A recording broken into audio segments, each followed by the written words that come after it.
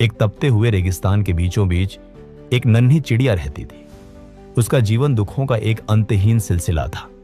वह गंभीर रूप से बीमार थी। उसके कोमल पंख झड़ चुके थे और शरीर पर एक भी पंख नहीं बचा था। वह उड़ना तो दूर, ठीक से चल भी नहीं पाती थी।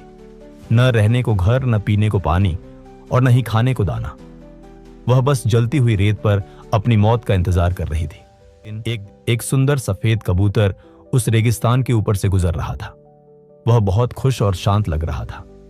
चिड़िया ने हिम्मत जुटाकर उसे रोका और पूछा, भाई, तुम कहां जा रहे हो? कबूतर ने धीमे से कहा, मैं स्वर्ग जा रहा हूं, भगवान से मिलने। चिड़िया की आंखों में उम्मीद की एक चमक जागी।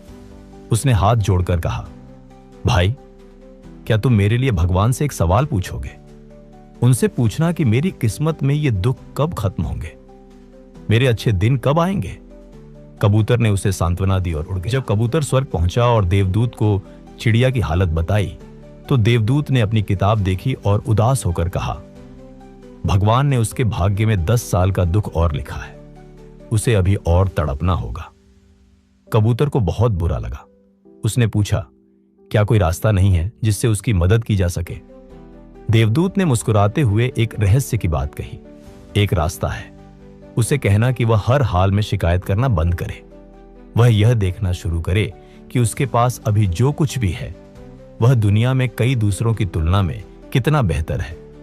उसे बस हर पल एक ही बोलना है, हे भगवान, इस स्थिति में भी मुझे दूसरों से बेहतर रखने के लिए आपका शुक्रिया।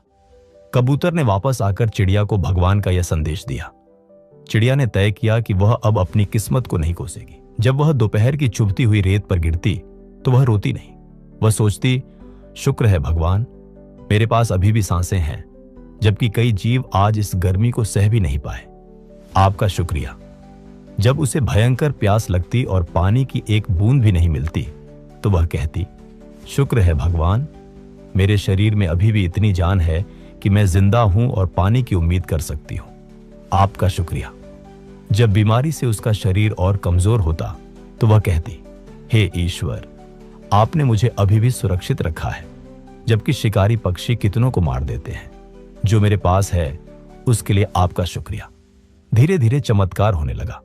जहां चिड़िया शिकायत करती थी वहां अब शुक्रिया के शब्द थे। जैसे जैसे उसका मन हल्का हुआ, उसके शरीर पर नए और रेशमी पंख आने लगे। देखते ही देखते उस सूखे रेगिस्तान में काले बादल छा गए। मूसलाधार बारिश हुई और वहां एक सुंदर तालाब बन गया। चिड़िया पूरी तरह स्वस्थ थी और नीले आसमान में ऊंची उड़ानें भर रही थी। ठीक 10 दिन बाद कबूतर फिर वहीं से गुजरा। वह अपनी आंखों पर विश्वास नहीं कर पा रहा था।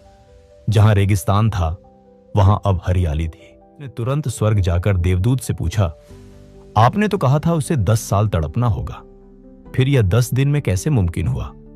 देवदूत ने गंभीर आवाज में उत्तर दिया, हां, उसके भाग्य में 10 साल का दुख था, लेकिन जब उसने दूसरों की तुलना में अपनी नेमतों को देखना शुरू किया तो उसकी कृतज्ञता ने उसके कर्मों के बोझ को जला दिया। शिकायत करना जीवन को भारी बनाता है और शुक्रिया अदा करना जीवन को हल्का।